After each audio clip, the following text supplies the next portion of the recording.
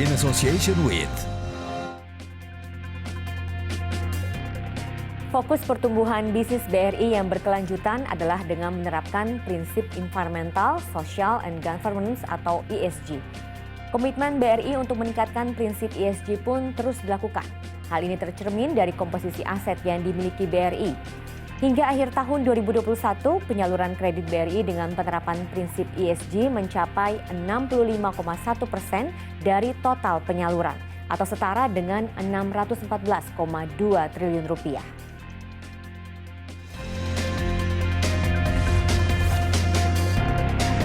in association with Untuk membahas prinsip ESG sebagai fokus BRI untuk tumbuh berkelanjutan, telah hadir bersama kami Compliance Director BRI, Bapak Ahmad Solihin Lutfianto melalui Zoom. Pak, ini kalau kita bicara mengenai bisnis berdasarkan ESG ya, sebenarnya apa keunggulan ESG ini hingga menarik perhatian investor? Iya, makasih Mbak. Pertanyaannya menarik sekali, ini sangat relevan dengan kondisi sekarang. Jadi ESG itu sekarang itu sudah menjadi tidak hanya menarik buat investor, tapi juga menjadi media darling. Oleh karena itu kan semua orang sekarang concern dengan apa sih itu ESG gitu kan, apa sih keunggulannya gitu kan ya. Jadi kalau kita bicara mengenai keunggulan ESG, itu adalah yang pertama itu buat misalnya buat kami, buat Bank BRI gitu. Yang kami melihat ESG ini nggak sekedar mengikuti arus, ikut-ikutan gitu, ikuti tren gitu ya. Tapi kami melihat bahwa kami akan punya keinginan kuat untuk menjadikan ESG ini menjadi salah satu keunggulan bersaing dari BRI, menjadi competitive advantage bagi BRI. Terlebih lagi ya, ke depan itu customer dan juga investor BRI itu semakin muda. Nah, generasi muda yang sekarang dikenal dengan namanya kaum milenial ini itu merupakan prospektif investor dan juga customer di masa depan. Bahwa ESG ini nggak sekedar ikut-ikutan, kami akan menempatkan sebagai bagian dari competitive advantage dari BRI. Oleh karena itu, kalau kita bicara BRI, kami akan menerapkan ESG ini di semua aspek. Baik di sisi aset, liabilities, operation maupun di human capital. Nah, terakhir, kalau kita bicara ESG, yang terakhir kan governance.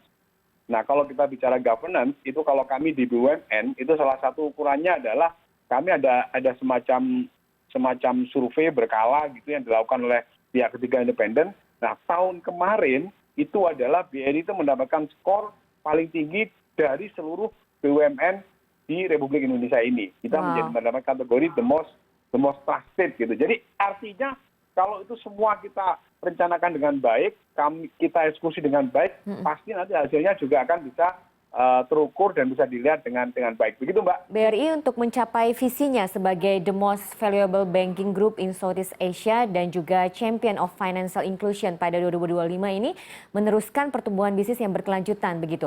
Nah, bisa jelaskan Pak Ahmad Solihin, bisnis berkelanjutan sebagai transformasi BRI ini akan seperti apa nantinya? Wah, ini makin menarik lagi nih Mbak. Jadi kalau menurut saya, ya penting pertama kita harus pahami bahwa kalau kita bicara ESG, selain itu menjadi keunggulan bersaing, ESG itu adalah apa ya Mbak ya? Seperti journey gitulah, journey, bukan suatu destination. Nah, kalau kita bicara journey, berarti kan kita tuh ada suatu proses yang berkelanjutan dan jangka panjang. Nah, langkah pertama yang harus dibuat oleh perusahaan manapun yang akan mengimplementasikan ESG supaya nggak tersesat, harus buat roadmap. Nah, itulah yang akan dilakukan pertama kali oleh divisi yang dibentuk tadi. Jadi selama ini apakah BRI sudah punya peta jalan? Sudah. Tapi kan peta jalannya harus terus disempurnakan. Jadi tugas kembali ke pertanyaan sebelumnya, yang pertama harus kita selesaikan adalah roadmap-nya dulu. Nah, diharapkan dengan roadmap tersebut kita bisa menangkap secara keseluruhan apa opportunity-nya, apa challenge-nya, sekaligus nanti kita kaitkan dengan aspirasi BRI menjadi the most valuable banking group in Southeast Asia dan juga champion of financial inclusion. Nah, dalam kaitannya dengan hal tersebut, nah ini kan kalau kita bicara financial inclusion, disitulah kita pentingnya, yang saya jelaskan sebelumnya, pentingnya kita meliterate dulu dari sisi employee. Kalau kita bicara ujung tombak financial inclusion, itu adalah mantri BRI. Jadi mantri BRI fungsinya dua.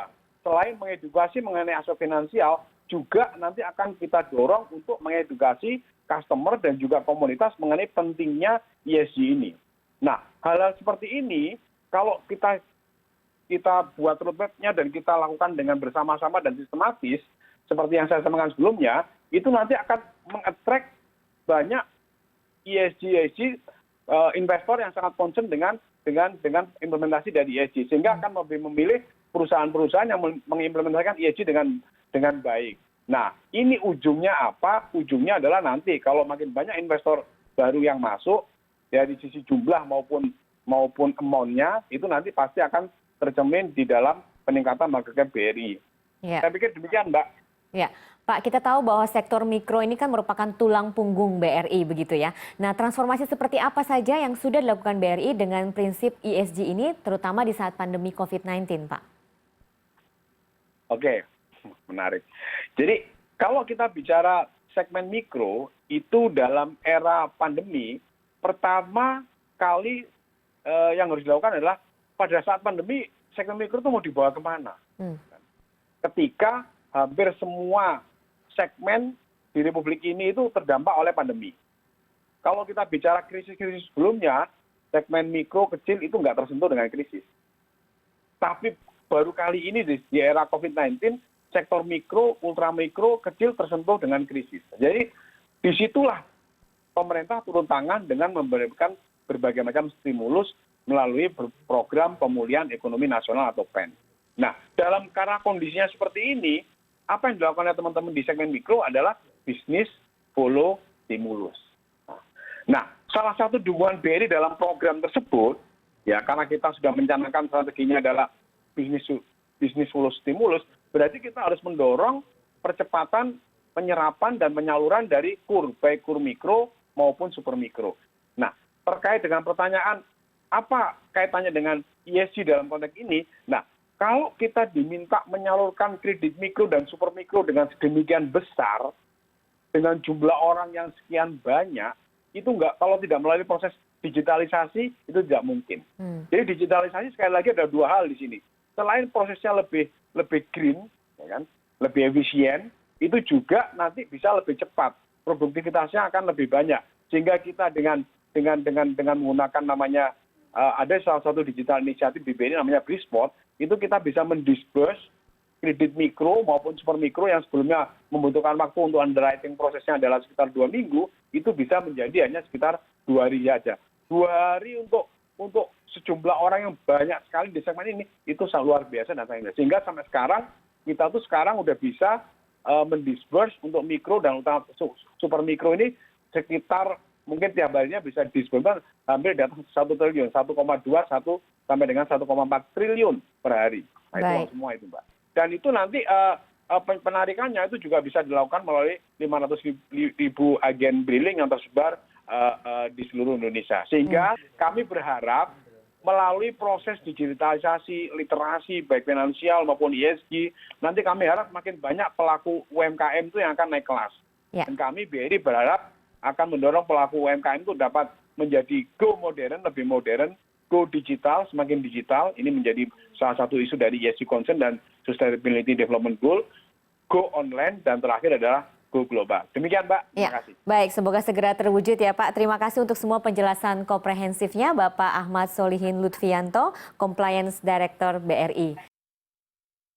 Dan pemirsa, transformasi yang dilakukan BRI sukses memitigasi adanya krisis COVID-19 dengan digitalisasi penyaluran kredit yang fokus di sektor mikro. Ketika pandemi membuat seluruh pertumbuhan kredit di industri perbankan melemah, justru kredit di sektor UMKM BRI mampu tumbuh 12,5% year on year. Saya Lucia Sahari undur diri, sampai jumpa.